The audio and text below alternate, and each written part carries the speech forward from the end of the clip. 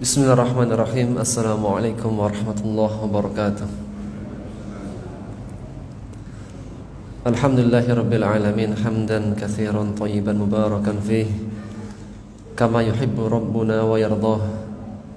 Wassalatu wassalamu ala Rasulillah wa ala alihi wa sahbihi wa mawalah, amma ba'd. Alhamdulillah, segala puji bagi Allah, kita berjumpa kembali, yang insya Allah ta'ala kita akan lanjutkan materi terjemah tafsir kita di ayat 30.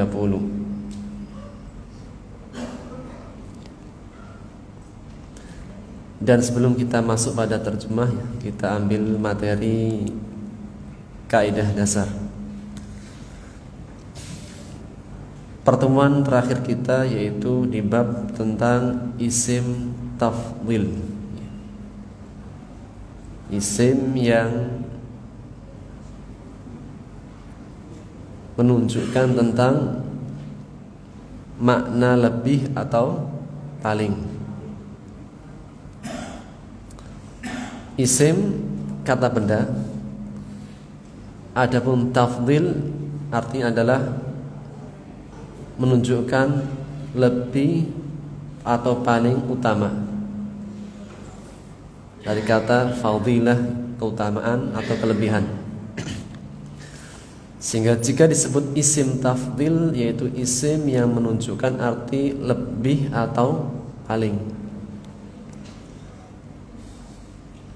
Dan wazannya bentuknya af'alu kalau mudzakkar. Adapun untuk muannats wazannya adalah fu'lah.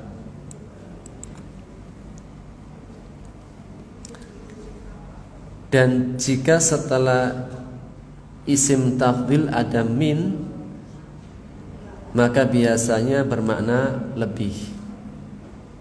Dan jika setelahnya tidak ada min, maka bermakna paling.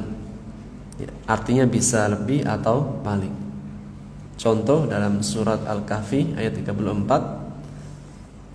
Ana aktsaru minka malan.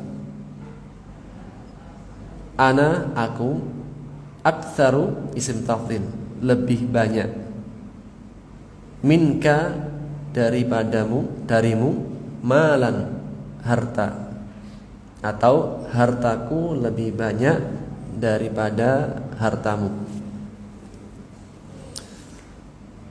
Memiliki makna lebih karena setelahnya ada min. Taib. Contoh, hasanun artinya baik. Kalau paling baik,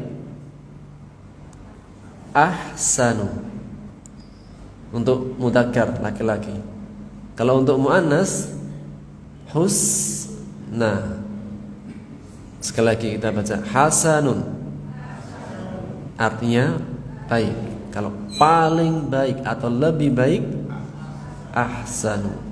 Muannas, husna. Al asmaul husna, nama-nama yang paling indah, paling baik. Contoh yang lain, kabirun, artinya besar. Kalau paling besar, akbaru, muannasnya kubra. Ada istilah kiamat kubra, berarti kiamat yang paling besar. Kalau kiamat kecil, kiamat sughra.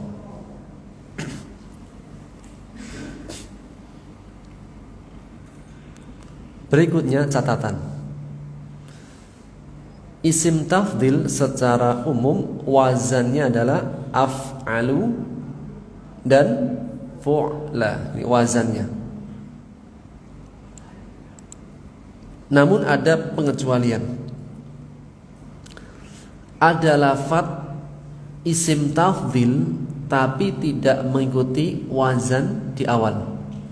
Dan dalam kaidahnya, setiap kaidah ada pengecualian. Kalau dalam fikih setiap hukum ada rukhsah, maka dalam kaidah bahasa Arab setiap kaidah ada pengecualian. Yaitu lafadz khairun dan syarrun. Kita baca khairun, syarrun, artinya lebih atau paling. Khairun lebih baik atau paling baik. Meskipun tidak mengikuti wazan yang seharusnya, namun khairun itu menyimpan makna lebih baik atau paling baik. Lawannya syarrun. Baca syarrun, artinya paling buruk atau lebih buruk. Contohnya dalam surat Al-Bayyinah, innal ladzina amanu wa 'amilus shalihat ulaika hum khairul bariyah. Sesungguhnya orang-orang beriman dan beramal soleh, mereka itu khairul bariyah, sebaik-baiknya manusia atau ciptaan, atau manusia yang paling baik. Lawannya syarrun, innal ladzina kafaru min ahlil kitab wal musyrikin fi nari jahannam ulaika hum syarrul bariyah. Mereka itu seburuk-buruknya ciptaan atau manusia paling buruk. Atau juga dalam hadis, khairukum man ta'allamal qur'ana wa 'allamah. Sebaik-baik kalian adalah orang yang belajar Quran dan mengajarkannya. Maka khairun dan syarrun memiliki makna isim tafdhil meskipun wazannya tidak mengikuti yang seharusnya, dan hanya ada pada khairun dan syarrun. Nah, sementara cukup.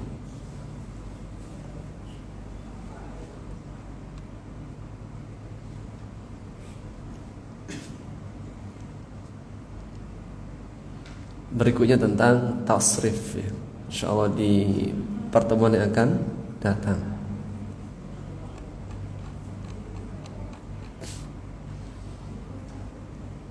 Kita akan ambil terjemahannya.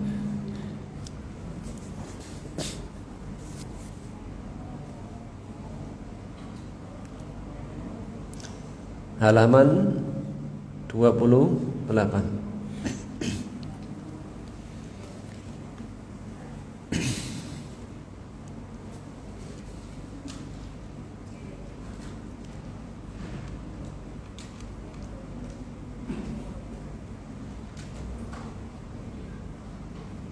Baik, kita baca amadan, artinya jarak atau masa.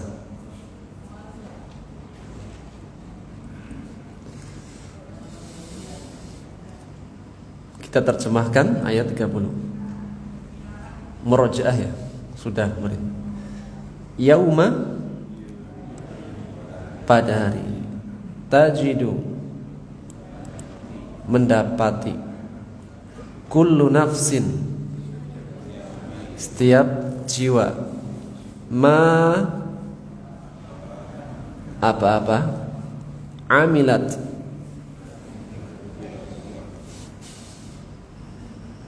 yang telah ia kerjakan. Min khairin, dari kebaikan. Muhdara, hadir atau dihadapkan.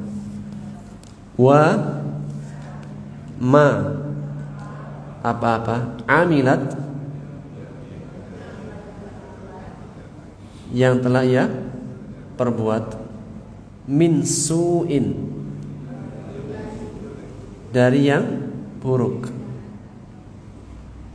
Tawaddu,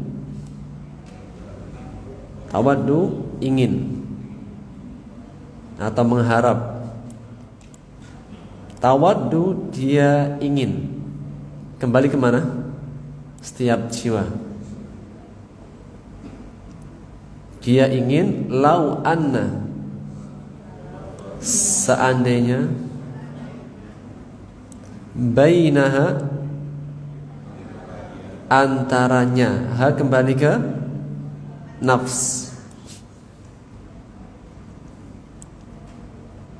Di antaranya, yaitu jiwa. Wa bainahu, di antaranya. Hu, kembali ke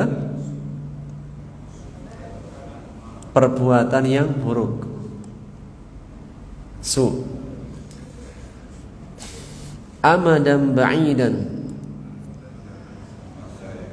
ada jarak atau masa yang jauh. Wa yuhadzirukumullah,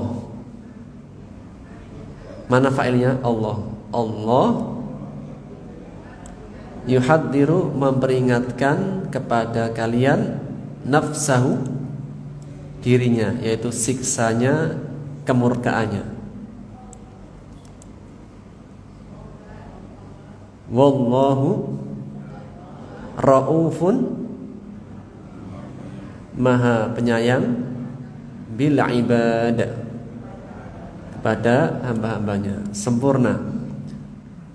Pada hari setiap jiwa mendapat apa yang telah ia perbuat dari kebaikan, dihadirkan atau dipaparkan, dan apa-apa yang telah ia perbuat dari keburukan.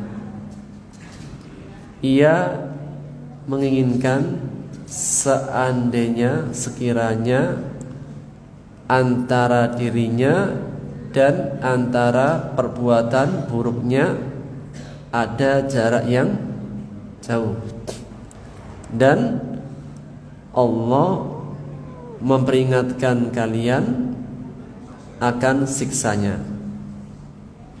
dan Allah maha penyayang terhadap hamba-hambanya.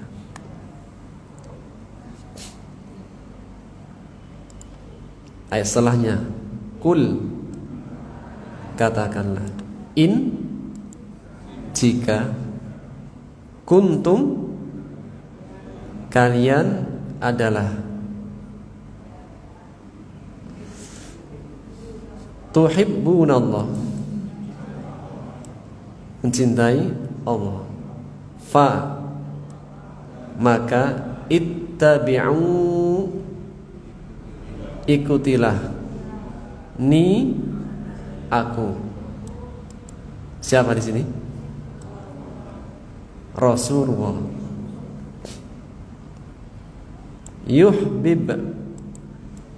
Yuhibbukumullah, mana fa'ilnya? Allah. Niscaya Allah yuhibbukumullah, mencintai kalian. Wa yaghfir, mengampuni lakum pada kalian dunubakum dosa-dosa kalian. Wallahu, dan Allah Ghafur, Maha Pengampun, Rahim, Maha Penyayang, sempurna. Kul, katakanlah, jika kalian mencintai Allah, maka ikutilah aku. Niscaya Allah mencintai kalian dan mengampuni kalian dosa-dosa kalian, atau mengampuni dosa-dosa kalian. Dan Allah Maha Pengampun lagi Maha Penyayang. Lanjut satu lagi. Kul, katakanlah, ati'u, udah, taatilah. Kalau ikuti ittiba', kalau ati'u, taatilah Allah war Rasul fa in, jika tawallau kalian berpaling. Maksudnya apa? Tidak mau taat. Fa innallaha la yuhibbu, tidak mencintai al-kafirin, orang-orang yang kafir. Sempurna. Qul ati'ullaha war rasul, katakanlah, taatilah Allah dan Rasul. Maka jika kalian berpaling, maka sesungguhnya Allah tidak menyukai orang-orang yang kafir. Khalas, cukup.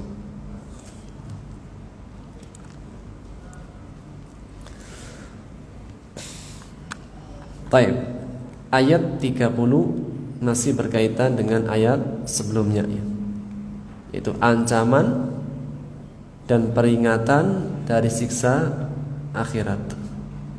Setelahnya tentang 31 dan 32 mengikuti Rasulullah sebagai bukti cinta kepada Allah. Ayat sebelumnya, ayat 29, Allah menegaskan, a'udzubillahi minasyaitonirrajim, qul in tukhfu ma fi sudurikum, katakanlah, jika kalian menyembunyikan atau merahasiakan apa-apa yang ada di hati kalian atau di dada-dada kalian, atau kalian menampakkannya, niscaya Allah Maha mengetahuinya. Dan Allah Maha mengetahui apa-apa yang ada di langit dan apa-apa yang ada di bumi. Dan Allah Maha berkuasa atas segala sesuatu. Dalam ayat ini Allah menyebutkan dua hal. Yang pertama ilmunya, pengetahuannya. Yang kedua kekuasaannya, qadir. Yang pertama ilm, ya'lamullah, Allah Maha mengetahui ilmunya. Yang kedua adalah qadirun, Allah Maha berkuasa. Ayat setelahnya, pada hari setiap jiwa akan mendapati apa yang dia perbuat, baik yang baik maupun yang buruk. Yang pertama, Allah Maha mengetahui, yaitu ilmunya, dan Allah Maha berkuasa. Hal ini menegaskan semua amal akan dihadirkan untuk diberi balasan. Dalam artian, Kenapa balasan itu dikaitkan dengan ilmunya Allah dan kuasanya Allah? Kenapa balasan itu dikaitkan dengan ilmunya Allah dan maha kekuasaan Allah? Karena tidak akan bisa membalas dengan balasan yang sempurna seseorang yang tidak punya ilmu dan kuasa. Contoh,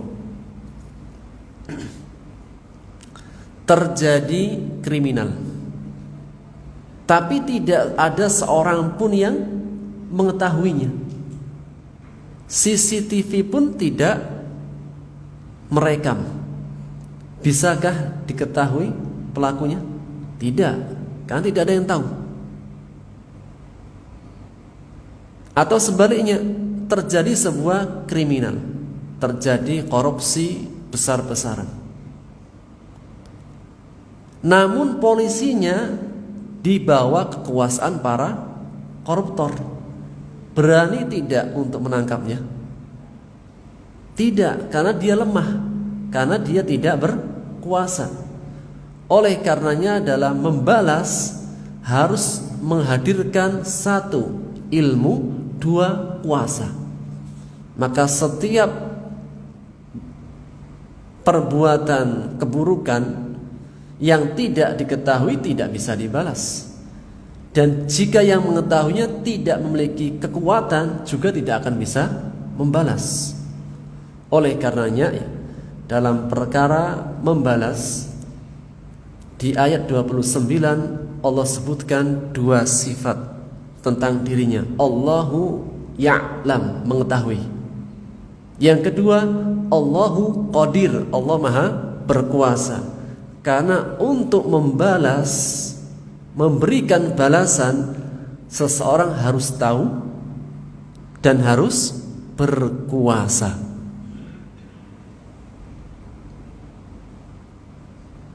Ayat 30, yauma, kapan dibalas? Ayat 30 masih ada hubungan dengan ayat 29.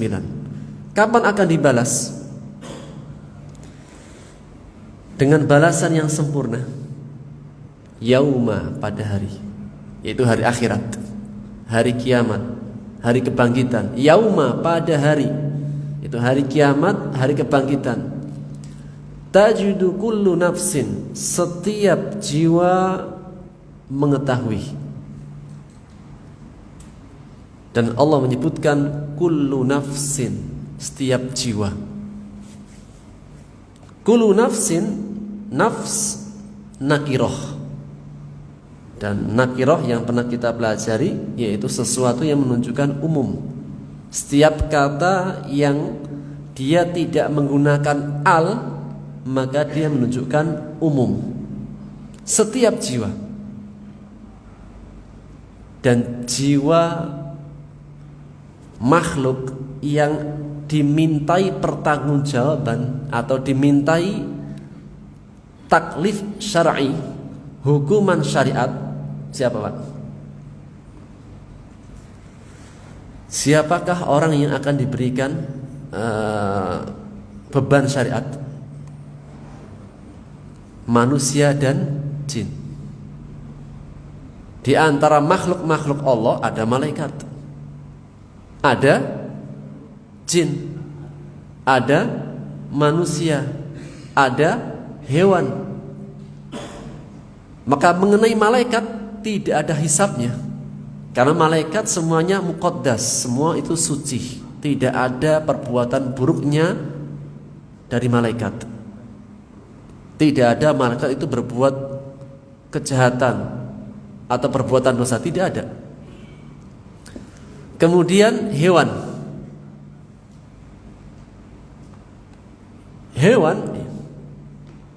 dia punya nafsu, namun tidak punya akal, sehingga dia hanya bisa berbuat secara hukum taklif syar'i, tidak.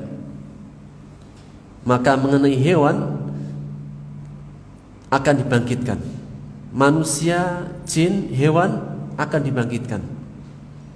Namun mengenai hewan,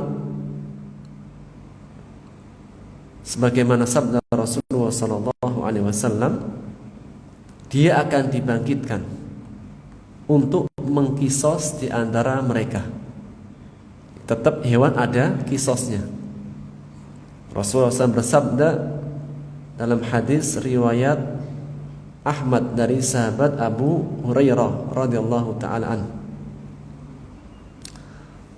la tu'adduna al-huquq ila ahliha, sungguh benar-benar setiap hak akan dikembalikan kepada pemiliknya pada hari kiamat.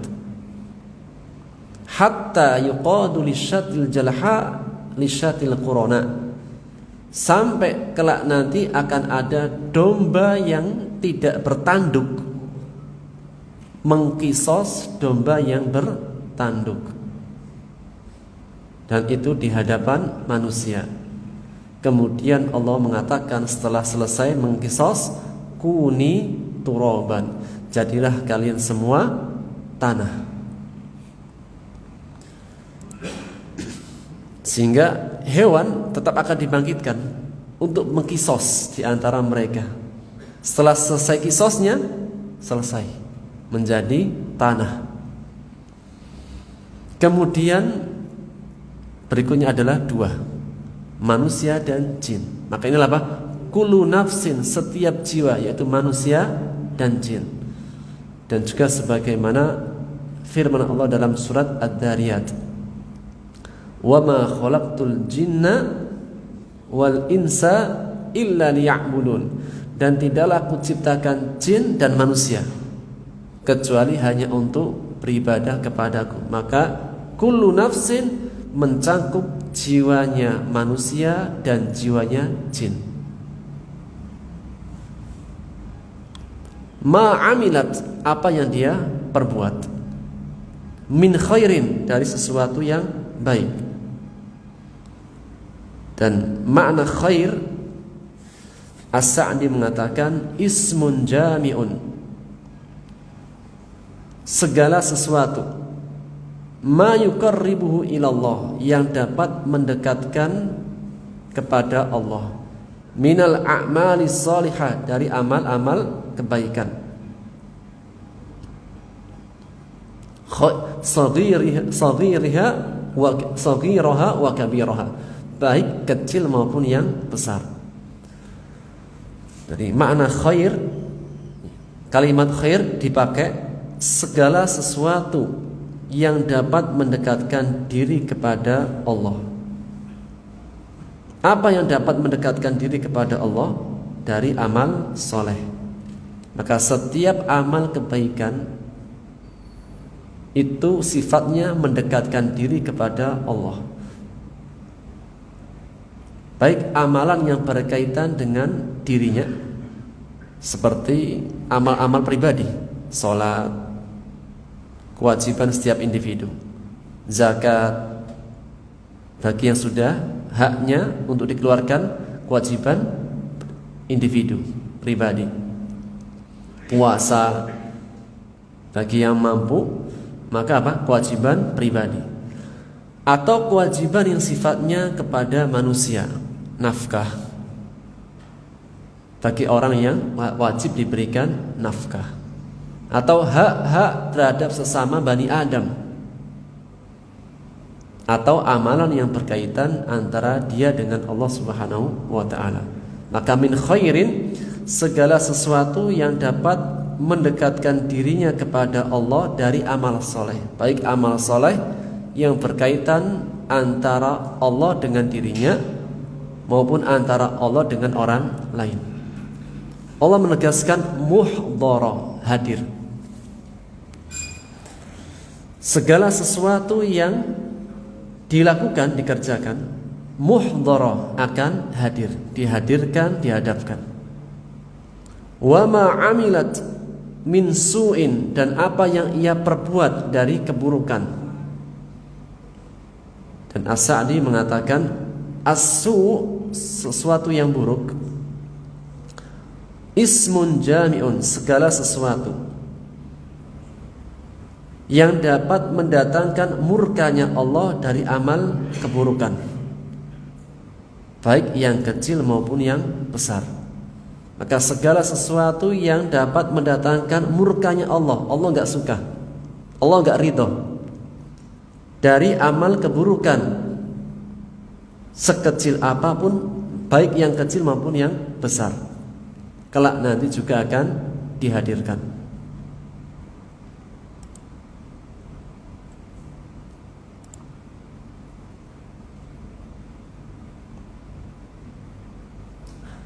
Dan juga firman-Nya dalam surat Az-Zalzalah, "Faman ya'mal mithqala dzarratin khairan yarah." Barang siapa yang melakukan kebaikan sekecil biji dzarrah.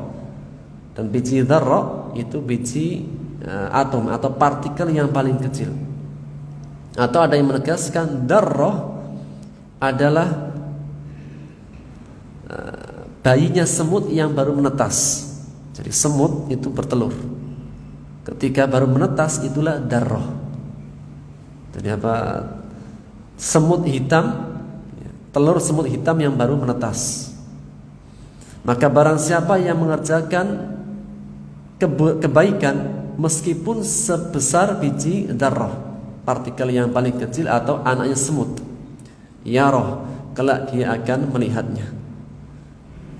Wa may ya'mal mithqala dzarratin syarran yarah. Sebaliknya, barang siapa yang beramal keburukan meskipun sebesar biji sawi atau anak semut yang baru menetas, yarah, kelak dia akan melihatnya. Dan juga firman-Nya dalam surat An-Nisa ayat 40, "Innallaha la yadlimu mithqala dzarrah." Sesungguhnya Allah tidak akan mengurangi, tidak akan menzalimi mithqala dzarrah, sebesar biji dzarrah. Jika ada keburukan tidak akan jika ada keburukan tidak akan ditambahi keburukannya, jika ada kebaikan tidak akan dikurangi kebaikannya. Dan juga firman-Nya dalam surat Al-Anbiya 47, "Wa in kana mithqala habbatin." Meskipun perbuatan tersebut sebesar biji sawi, ataina biha, kami akan mendatangkannya, wa kafa bina hasibin, dan cukuplah kami yang jadi penghisapnya, penghitungnya.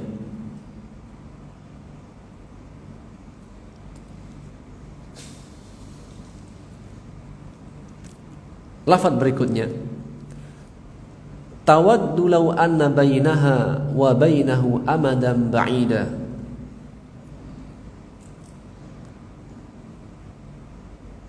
Setiap jiwa yang melakukan perbuatan yang buruk tadi, tawaddu, dia menginginkan ketika melihat keburukannya, dia menginginkan, berharap, law anna bainaha wa bainahu amadan ba'ida. Dia berharap seandainya antara dirinya dan amal keburukannya ada jarak yang sangat jauh. Dia yang melakukan, tapi ketika ditunjukkan, dia berharap seandainya antara dirinya dan amal keburukannya ada jarak yang jauh, tidak mau mengenalnya. Maka ini diantara penyesalan yang akan dialami oleh orang-orang yang mendatangkan keburukan. Berbuat keburukan, ketika dihadirkan dia menyesal, dia mengharapkan seandainya antara dirinya ada jarak yang jauh. Dan As-Sa'di ketika mentafsirkan ayat ini, beliau menguatkan dengan beberapa ayat tentang penyesalan seorang hamba kelak nanti dihadapkan atau dihadirkan amal keburukannya. Di antaranya firman Allah dalam surat Az-Zumar, surat yang ke-39 ayat 56. Allah menegaskan, A'udzubillahi minasyaitonir rajim, an taqula nafs ya hasrata ala ma farrattu fi jambillah wa in kuntu laminas sakhirin. Agar setiap jiwa tidak mengatakan nantinya, ya hasrata, alangkah menyesalnya diriku, ala ma farrattu fi jambillah, atas kelalaianku dari tidak mengerjakan kewajiban terhadap Allah. Wa in kuntu laminas sakhirin. Dan sesungguhnya aku termasuk orang-orang yang dulunya memperolok-olok agama Allah. Au taqula law anna Allah hadani lakuntu minal muttaqin. Atau ia mengatakan, seandainya Allah dulu memberikan petunjuk kepadaku, sungguh aku benar-benar akan menjadi orang-orang yang bertakwa. Penyesalan di akhir. Au taqula,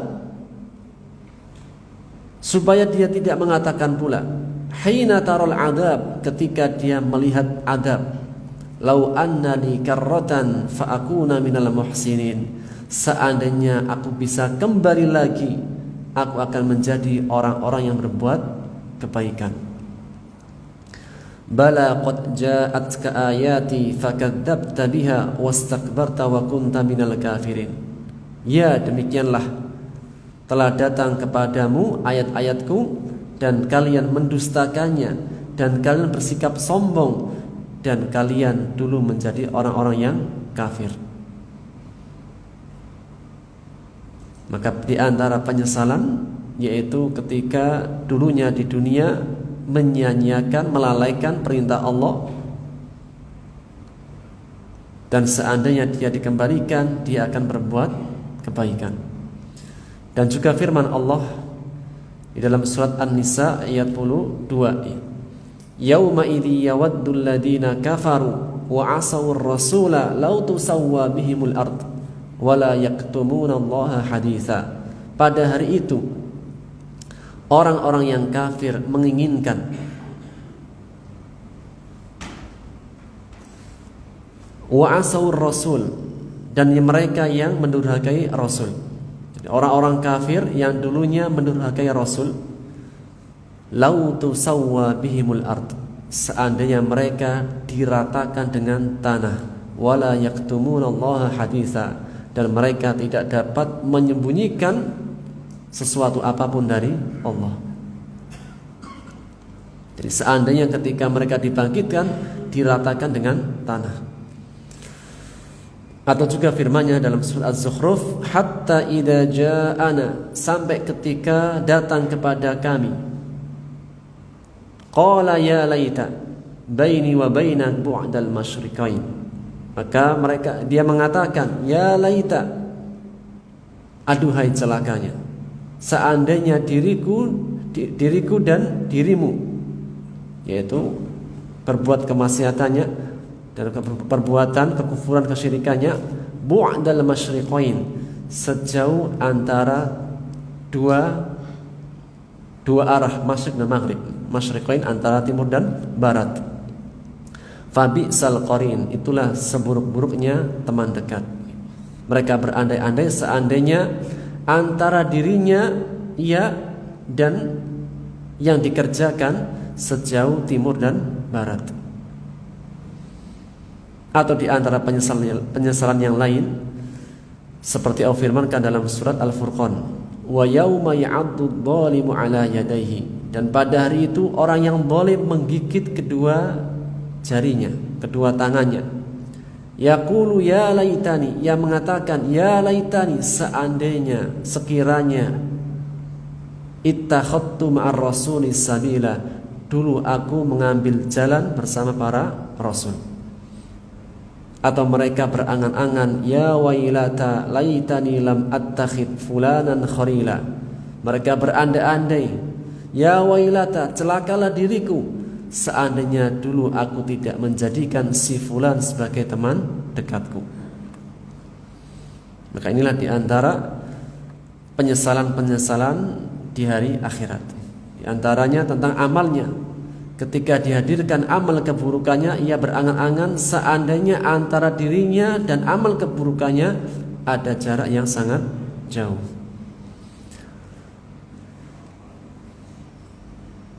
Lafaz berikutnya, wa yuhadzirukumullahu nafsah,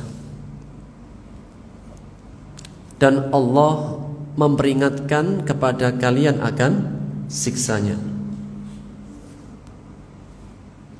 Wallahu ra'ufum bil ibad, dan Allah maha sayang terhadap hamba-hambanya. Setelah Allah menyebutkan tentang tahdzir, memperingatkan kepada hamba-hambanya, waspadalah kalian semua dari siksanya. Dan siksanya Allah menyebutkan nafsahu, dirinya. Kelak siksa itu Allah yang akan menimpakan. Itulah firman Allah diantaranya dalam surat Al-Fajr. Fayawma idil la yu'adzibu 'adabahu ahad wa la yuthiqu wathaqahu ahad. Maka pada hari itu tidak ada siksa seperti siksanya, dan pada hari itu tidak ada ikatan seperti ikatannya. Menunjukkan siksanya belum pernah ada siksa sepertinya, dan ikatannya belum pernah ada ikatan sepertinya. Setelah Allah memberikan tahdzir, peringatan kepada hamba-hambanya, Allah ingin menakut-nakuti, memberikan peringatan. Jangan sampai kalian setelah diperingatkan dengan siksanya, diberitahukan dengan siksanya, kalian nanti mendapatkan siksa itu. Dan Allah menyebutkan apa tujuan daripada memberikan tahdzir, memberikan peringatan, karena Allah sayang terhadap hamba-hambanya.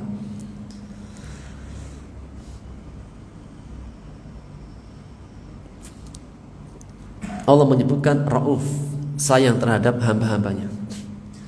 Manakah yang lebih sayang? Ketika dibiarkan saja kemudian dia binasa, atau sebelum dia binasa sudah dikasih tahu? Misalnya ada seseorang yang dia itu sudah terlihat tanda-tanda dia mau sakit. Misalnya sakit gigi atau sakit apalah gitu. Ketika dia datang ke dokternya diam saja. Ya sudah, nggak ada masalah. Padahal dia mengetahui ini kalau tidak dicegah akan menjadi penyakit yang akut, penyakit yang berat, bermasalah. Yang pertama ketika datang tidak dikasih tahu.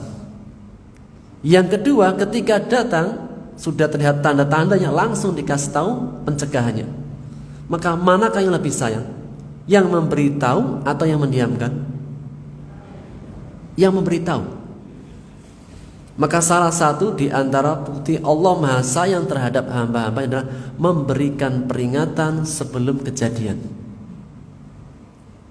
Maka di antara bentuk tanda kasih dan sayang adalah memberi nasihat, memberi peringatan sebelum terjerumus dalam sebuah kebinasaan. Oleh karenanya ketika Allah menyebutkan akan siksanya nanti, meskipun di dunia belum, nanti. Karena Allah mengatakan yauma tajidu, nanti ketika hari akhirat, ketika hari kebangkitan, baru Allah timpakan siksanya. Dan balasan yang sebenarnya balasan ketika di akhirat. Di dunia masih dalam tahapan beramal soleh, masih tahapan ujian. Sehingga yang dikatakan oleh Ali bin Abi Thalib, fa innal yauma amalun wala hisab. Hari ini itu masih beramal, belum ada penghisapan, belum ada balasan. Wa ghadan, dan nanti ketika hari akhirat, hisabun atau jazaun bila amal, hanya akan ada balasan dan tidak ada amal.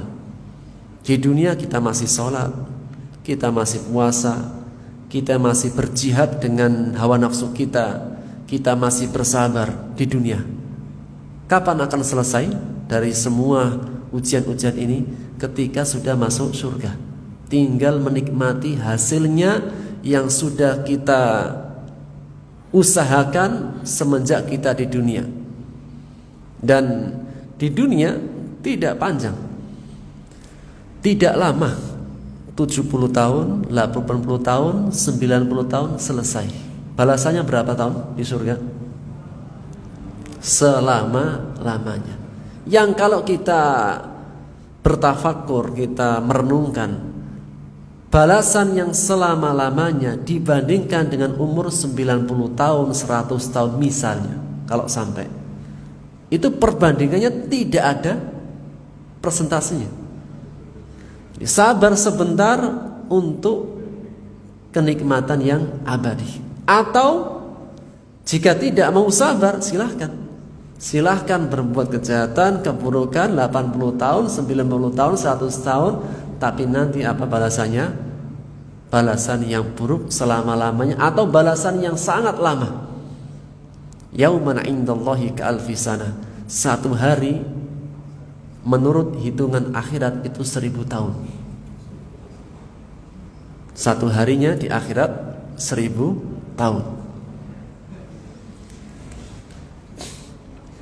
Maka ya, ayat peringatan itu dikaitkan dengan kasih sayang Allah. Di antara bentuk Allah itu sayang terhadap hamba-hambanya, tidak Allah biarkan. Dan Allah Subhanahu wa taala sebagaimana sabda Rasulullah SAW, tidak ada seseorang yang lebih menyukai udzur, memberikan peringatan daripada Allah. Oleh karenanya Allah mengutus para nabi dan rasulnya dan menurunkan kitabnya.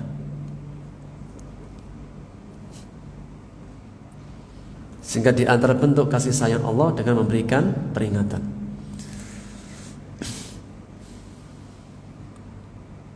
Dan juga berkaitan dengan amalan orang beriman.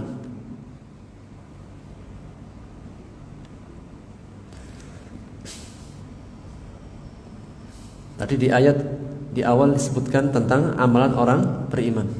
Setiap jiwa akan mendapati kebaikan yang dia kerjakan. Maka mengenai tentang amalan orang beriman akan dihadirkan.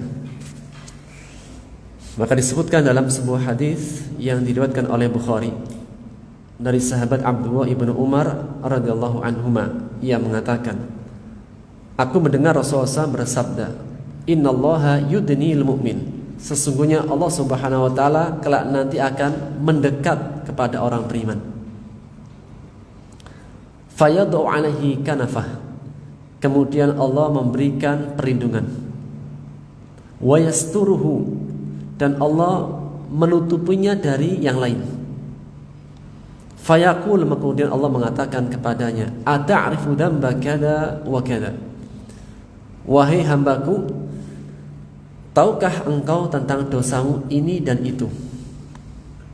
Maka dia mengatakan, na'am, iya, aku mengetahui, ay Rabbi, wahai Rabbku. Sampai ketika dia sudah mengakui dosa-dosanya, dia sudah mengetahui dosa-dosanya, dan dia sudah merasa menganggap dirinya akan celaka.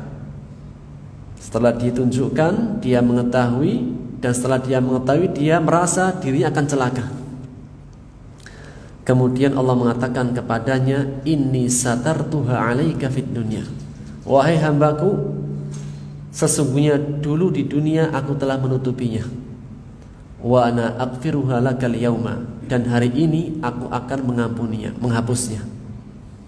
Fayu'ta kitabu hasanatihi, maka diberikan kepadanya catatan amal kebaikannya saja. Di antara luasnya ampunan Allah, orang beriman kelak nanti akan didekatkan, akan ditanya, dan tidak dihisab, tidak dihitung, hanya ditanya. Kemudian setelah mengakui, maka Allah mengatakan, di dunia dulu aku menutupinya, dan hari ini aku akan mengampuninya. Maka di antara faedah mengenai hadis ini, satu,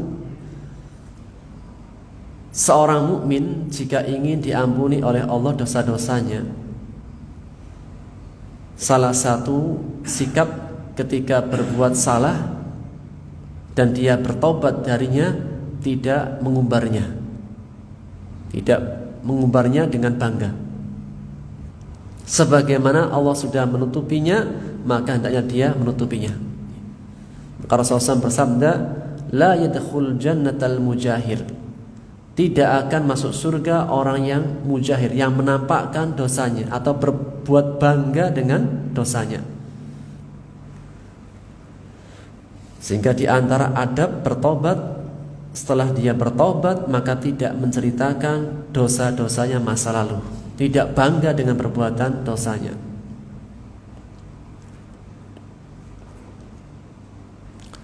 Wa ammal kufar wal munafikun, adapun orang-orang yang kafir dan orang-orang munafik, ketika dihadapkan dengan amal keburukannya, fayaqulul ashhad, maka saksi-saksi mereka semua mengatakan, haula'il ladzina kadzabu ala rabbihim, maka itulah orang-orang yang dulu telah mendustakan Tuhannya, ala la'natullahi 'alal zalimin, ingatlah sesungguhnya laknat Allah menimpa orang-orang yang zalim.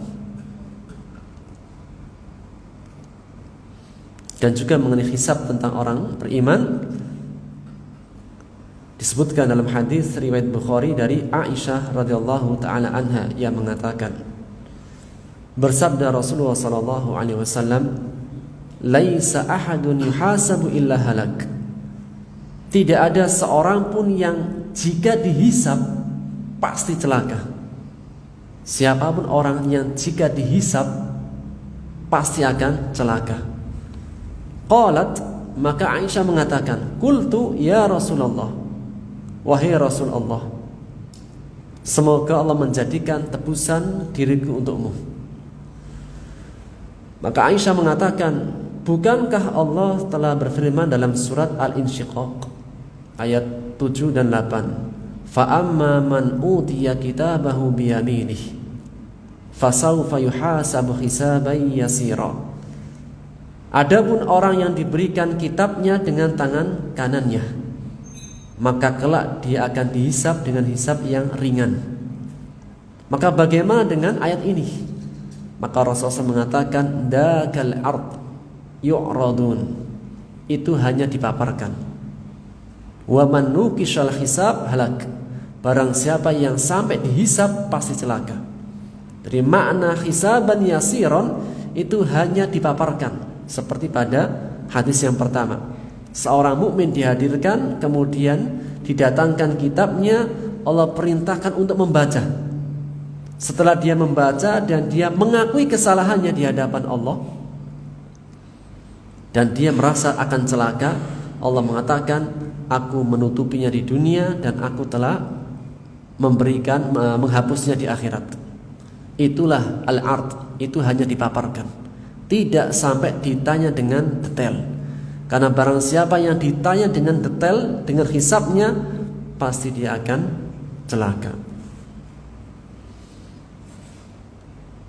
Sehingga dalam ayat tadi menegaskan, tidaklah Allah memberikan peringatan di dunia. Hal itu diantara bukti Allah Maha Sayang terhadap hamba-hambanya. Ayat setelahnya tentang bukti mencintai Allah. Itu bukti mencintai Allah, ya, yaitu sejauh mana seorang hamba mengikuti perintah nabinya. Dan insyaallah ta'ala kita akan bahas di pertemuan yang akan datang. Itu ayat 31 dan 32 tentang bukti mencintai Allah. Dan bukti mencintai Allah sejauh mana seorang hamba mengikuti nabinya dalam ketaatan kepada Allah dan Rasulnya. Demikian yang bisa kita ambil faedahnya. Wallahu ta'ala alam bisawab. Subhanaka wa bihamdika asyhadu an la ilaha illa anta astaghfiruka wa atubu ilaik. Assalamualaikum warahmatullahi wabarakatuh.